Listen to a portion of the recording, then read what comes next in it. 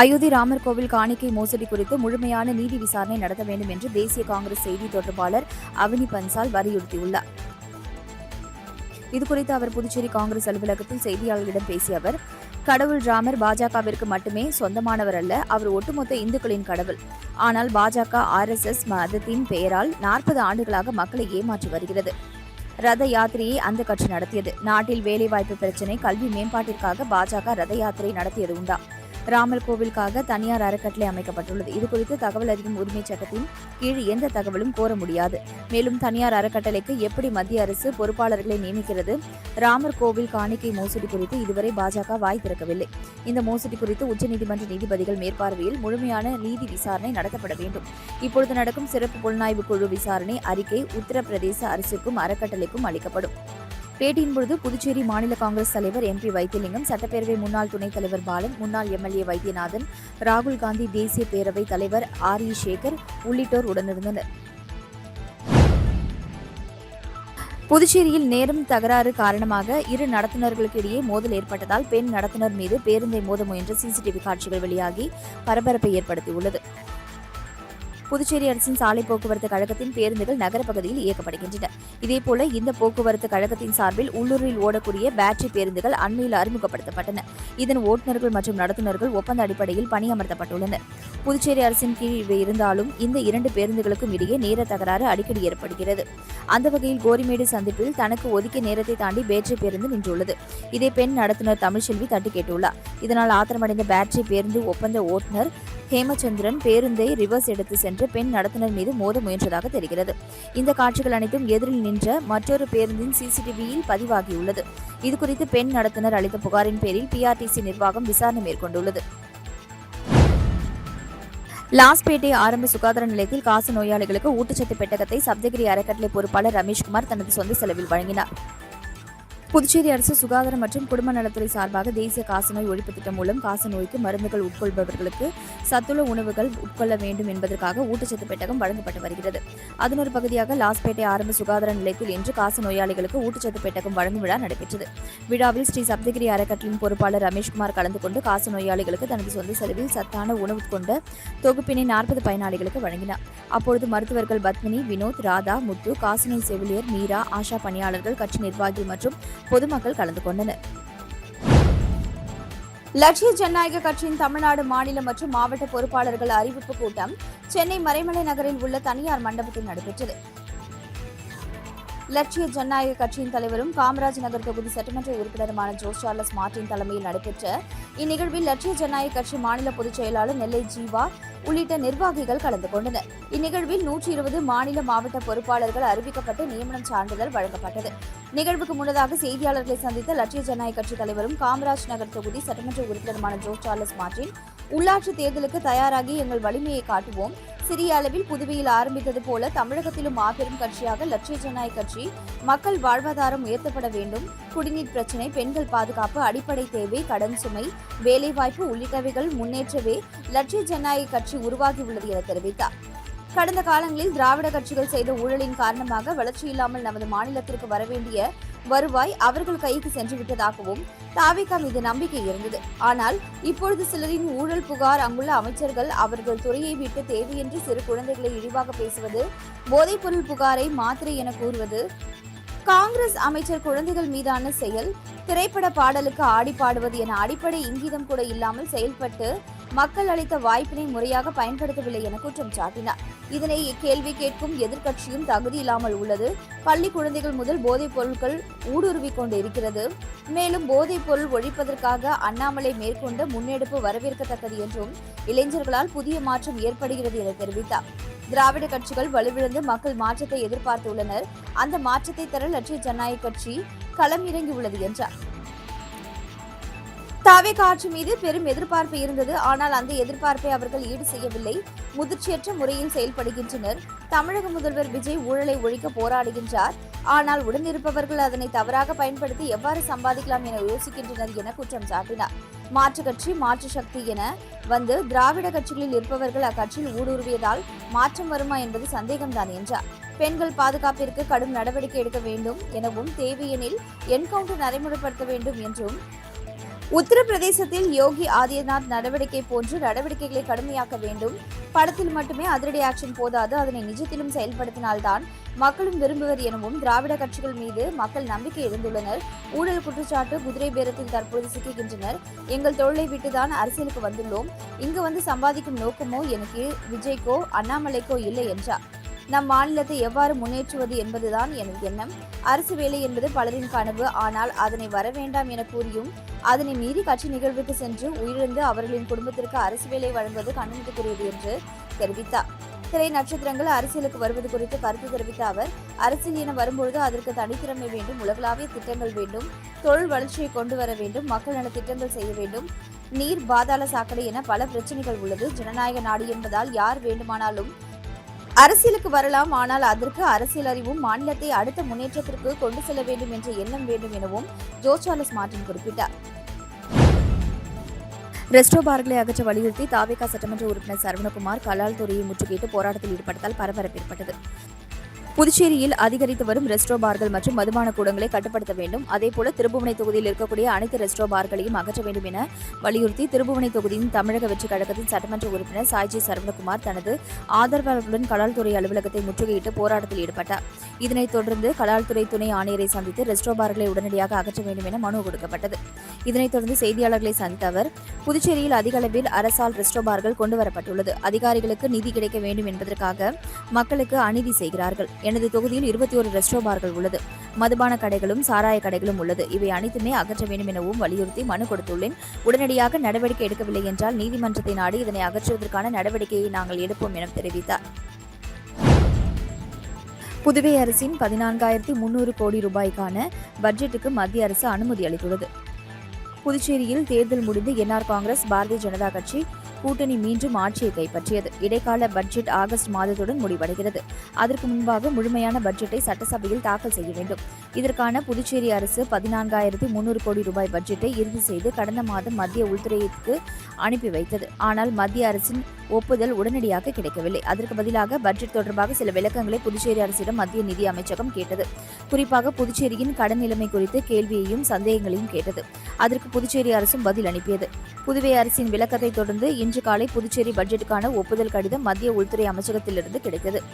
இந்த தகவலை புதுச்சேரி முதலமைச்சர் அலுவலகம் தெரிவித்துள்ளது. 2026-2027க்கான முழுமையான பட்ஜெட்டை தாக்கல் செய்ய சட்டமன்றம் இந்த மாதம் இறுதியில் கூடுகிறது. அதற்கு முன்பாக புதுவை சபாநாயகரை தேர்வு செய்வதற்கான தேர்தல் நடைபெறும் என கூறப்படுகிறது. பாண்டிச்சேரி பிரீமியர் லீக் போட்டியில் தொடர்ந்து 4வது வெற்றியை வில்லியனூர் மோகித் கிங்ஸ் பதிவு செய்தது. பாண்டிச்சேரி பிரீமியர் லீக் கிரிக்கெட் தொடரில் வில்லியனூர் மோகித் கிங்ஸ் அணி ஜெனித் ஏனாம் ராயல்ஸ் அணியை 92 ரன்கள் வித்தியாசத்தில் வீழ்த்தி தொடர்ந்து 4வது வெற்றியை பதிவு செய்தது. முதலில் பேட்டிங் செய்த வில்லியனூர் அணி 20 ஓவர்களில் 4 விக்கெட் இழப்பிற்கு 230 ரன்கள் குவித்தது. பின்னர் 231 ரன்கள் என்ற இலக்குடன் விளையாடிய ஜெனித் ஏனாம் ராயல்ஸ் அணி 138 ரன்களுக்கு ஆல் அவுட் ஆனது. வில்லியனூர் அணிக்காக 94 ரன்கள் விளாசிய பிருத்திவிராஜன் கண்ணா ஆட்டநாயகன் விருதை பெற்றார். மேலும் நடைபெற்ற மற்றொரு லீக் ஆட்டத்தில் ரூபி ஒயிட் டவுன் லெஜெண்ட்ஸ் அணியை 6 விக்கெட் வித்தியாசத்தில் மாகே ஸ்ட்ரைக்கர்ஸ் அணி வீழ்த்தியது. லாஸ்பேட்டை தொகுதிக்குட்பட்ட உழவர் சந்தையில் உட்பகுதியில் செயல்பட்டு வந்த நியாய விலைக் கடையை வெளிப்புறமாக மாற்றி அமைத்து பொதுமக்கள் பயன்பாட்டிற்கு அமைச்சர் சிவக்கொழுந்து திறந்து வைத்தார். புதுச்சேரி லாஸ்பேட்டை தொகுதி மக்களின் நீண்ட நாள் கோரிக்கையான உழவர் சந்தையில் உட்பகுதியில் செயல்பட்டு வந்த நியாய விலைக் கடையை வெளிப்புறமாக மாற்றி அமைத்து மக்களின் கோரிக்கையை நிறைவேற்றும் வகையில் 2 வேளைகளிலும் மக்கள் பயன்பெற திறப்பு விழா இன்று நடைபெற்றது. இதனை தொகுதியின் சட்டமன்ற உறுப்பினரும் அமைச்சருமான சிவக்கொழுந்து மற்றும் ஸ்ரீ சப்தகிரி அறக்கட்டளையின் பொறுப்பாளர் ரமேஷ்குமார் ஆகியோர் மக்கள் பயன்பாட்டிற்கு திறந்து வைத்தனர். அப்பொழுது ஊர் முக்கியஸ்தர்களும் கட்சி நிர்வாகிகளும் மகளிர் அமைப்பினர் மற்றும் பொதுமக்களும் கலந்து கொண்டனர். பிறப்பிறப்பு சான்றிதழ்களை பொதுமக்கள் எளிதாக பெற புதுச்சேரி அரசு சார்பில் நடவடிக்கை எடுக்கப்பட்டு வருகிறது. புதுச்சேரியில் பிறப்பு இறப்பு சான்றிதழ்களை பொதுமக்கள் எளிதாக பெறும் வகையில் உள்ளாட்சித்துறை நடவடிக்கை மேற்கொண்டுள்ளது. 31/10/2025 அல்லது அதற்கு முன்பதிவு செய்யப்பட்ட சான்றிதழ்களை நகராட்சி, கொம்யூனியன் பஞ்சாயத்து மற்றும் பொது சேவை மையங்கள் மூலம் பெற்றுக்கொள்ளலாம். அந்த பதிவுகளில் திருத்தம் செய்யும் வசதியும் மீண்டும் தொடங்கப்பட்டுள்ளது. 1/11/2025 முதல் பதிவு செய்யப்பட்ட சான்றிதழ்களை மத்திய அரசின் CRS இணையதளத்தில் இருந்து நேரடியாக பதிவிறக்கம் செய்யலாம். சான்றிதழ் பெறுவதில் சிரமம் ஏற்பட்டால் சம்பந்தப்பட்ட நகராட்சி அல்லது கொம்யூனியன் பஞ்சாயத்தை அணுகலாம் என உள்ளாட்சித்துறை அறிவித்துள்ளது. கூனிமுடுக்கு பகுதியில் அமைந்துள்ள ஆதி கைலாசநாதர் தியான திருக்குடலில் தேய்பிறை பிரதோஷ வழிபாடு நடைபெற்றது.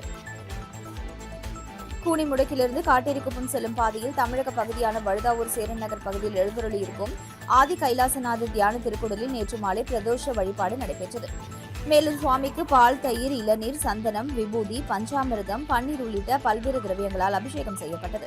தொடர்ந்து உலக நன்மை வேண்டி நடைபெற்ற கூட்டு வழிபாட்டில் திரளான பக்தர்கள் கலந்து கொண்டனர். இதனைத் தொடர்ந்து சுவாமிக்கு பூஜைகள் செய்யப்பட்டு மகா தீபாராதனை காண்பிக்கப்பட்டது. இதில் பக்தர்கள் திரளானோர் கலந்து கொண்டு சுவாமி தரிசனம் செய்தனர்.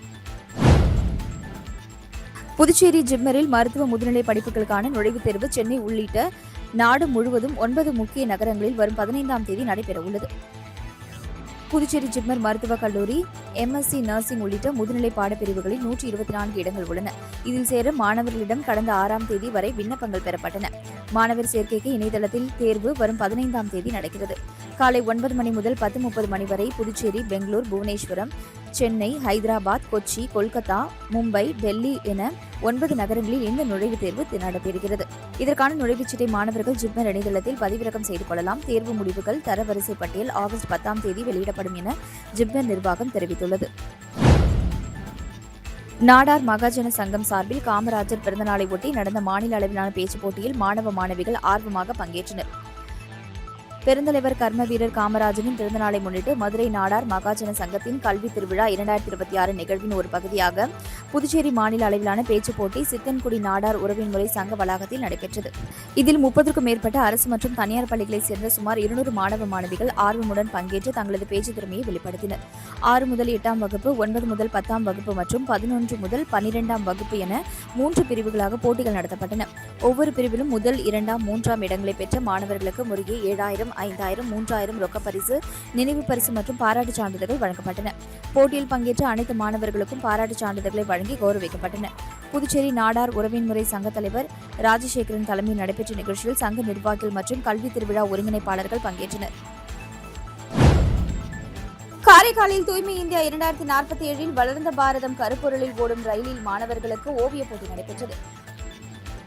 தூய்மை இந்தியா 2047 வளர்ந்த பாரதம் என்ற பிரதமர் நரேந்திர மோடியின் நோக்கத்தை மையமாக கொண்டு காரைக்கால் மயிலாடுதுறை பயணிகள் ரயிலில் மாணவர்களுக்கான வித்தியாசமான ஓவியப் போட்டி நடைபெற்றது. புதுவை திருவள்ளூர் கலைக்கூடம் சார்பில் காரைக்கால், திருநள்ளாறு, மயிலாடுதுறை புதிய ரயில் வழித்தடத்தில் இயக்கப்படும் பயணிகள் ரயிலில் இந்த போட்டி நடத்தப்பட்டது.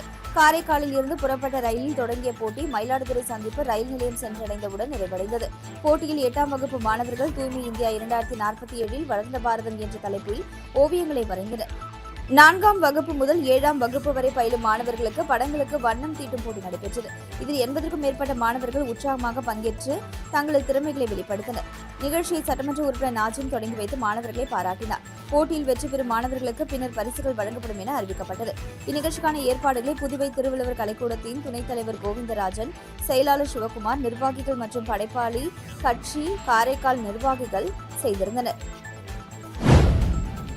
குற்ற வழக்குகளில் குற்றவாளிக்கு உரிய தண்டனை பெற்றுத் தருவதில் இந்தியாவிலேயே புதுச்சேரி 3வது இடத்தை பிடித்துள்ளது. தேசிய குற்றப்பதிவுகள் பணியகம் வெளியிட்டுள்ள கிரைம் இன் இந்தியா 2024 அறிக்கையின்படி குற்ற வழக்குகளில் தண்டனை பெற்றுத் தருவதில் புதுச்சேரியில் 87% பெற்று இந்தியாவிலே 3ஆம் இடத்தை பிடித்துள்ளது. தேசிய சராசரி 53.3% உள்ள நிலையில் புதுச்சேரியின் தண்டனை விகிதம் தேசிய சராசரியை விட 34% புள்ளிகள் அதிகமாக உள்ளது. யூனியன் பிரதேசமான புதுச்சேரிக்கு இது சிறப்பான அங்கீகாரமாக கருதப்படுகிறது. மிசோரம் 98% பெற்ற முதலிடத்தையும், டெல்லி 89% பெற்ற 2ஆம் இடத்தையும் வகிக்கின்றன. அடுத்தடுத்த இடங்களில் சண்டிகர், நாகாலாந்து, மேகாலயா உள்ளிட்ட மாநிலங்கள் இடம்பெற்றுள்ளன. திருவேணி நகர் ஸ்ரீ திரிபுர சுந்தரி உடனுரை ஸ்ரீ திரிவேணீஸ்வரர் ஆலயத்தில் தேய்பிறை பிரதோஷ வழிபாடு சிறப்பாக நடைபெற்றது. வில்லியனூர் சட்டமன்ற தொகுதிக்கு உட்பட்ட வி மணவெளி திருவேணி நகர் பகுதியில் அமைந்துள்ள அருள்மிகு ஸ்ரீ திரிபுர சுந்தரி உடனுரை ஸ்ரீ திருவேணீஸ்வரர் ஆலயத்தில் தேய்பிறை பிரதோஷ வழிபாடு பக்தி பரவசத்துடன் வெகு சிறப்பாக நடைபெற்றது. தேய்பிறை பிரதோஷத்தை முன்னிட்டு சுவாமிக்கு பால், தயிர், இளநீர், சந்தனம், விபூதி, பன்னீர், தேன், பஞ்சாமிர்தம், பழங்கள் மற்றும் அபிஷேக பொடி உள்ளிட்ட பல்வேறு திரவியங்களால் சிறப்பு அபிஷேகம் நடைபெற்றது. தொடர்ந்து கலசாபிஷேகம் செய்யப்பட்ட சிறப்பு மலர்கள் அலங்காரத்தில் மகா தீபாராதனை காண்பிக்கப்பட்டது. பிரதோஷ விழாவை ஒட்டி ஆலயத்தில் கோபூஜை நடைபெற்றது. இதில் பசு மற்றும் கன்றுகளுக்கு சிறப்பு பூஜை செய்து வழிபாடு நடத்தப்பட்டது. இதனைத் தொடர்ந்து பிரதோஷ நாயகர் ஆலய உட்பிரகாரத்தில் வலம் வரும் நிகழ்ச்சி நடைபெற்றது. இதில் திரளான பக்தர்கள் கலந்து கொண்டு சிவபெருமானை தரிசனம் செய்து இறையருளை பெற்றனர். ஆலங்குப்பம் அரசு பள்ளியில் முன்னாள் மாணவர்கள் சந்திப்பு நிகழ்ச்சி நடைபெற்றது. புதுச்சேரி ஆலங்குப்பம் அரசு உயர்நிலைப் பள்ளியில் 1996ஆம் ஆண்டு பயின்ற முன்னாள் மாணவர்கள் சுமார் 30 ஆண்டுகளுக்கு பிறகு சந்தித்து பள்ளி பருவ நினைவுகளை பகிர்ந்து கொண்டனர். நிகழ்ச்சியில் தற்போது பள்ளியில் பயிலும் மாணவர்களுக்கு கல்வி உபகரணங்கள் வழங்கப்பட்டதுடன் கடந்த கல்வியாண்டில் 10 மற்றும் 12ஆம் வகுப்பு பொதுத் தேர்வில் முதல் 3 இடங்களை பெற்ற மாணவர்களுக்கு கல்வி ஊக்கத்தொகையும் வழங்கி பாராட்டினர். கடந்த 5 ஆண்டுகளாக பள்ளி மாணவர்களுக்கு கல்வி உதவிகளை தொடர்ந்து வழங்கி வருவதாக தெரிவித்த முன்னாள் மாணவர்கள் இந்த பணியை இனிவரும் காலங்களில் தொடர உறுதியளித்தனர். அவர்களின் சமூக பொறுப்புணர்வு பள்ளி ஆசிரியர்கள், மாணவர்கள் மற்றும் பெற்றோர்கள் பாராட்டினர்.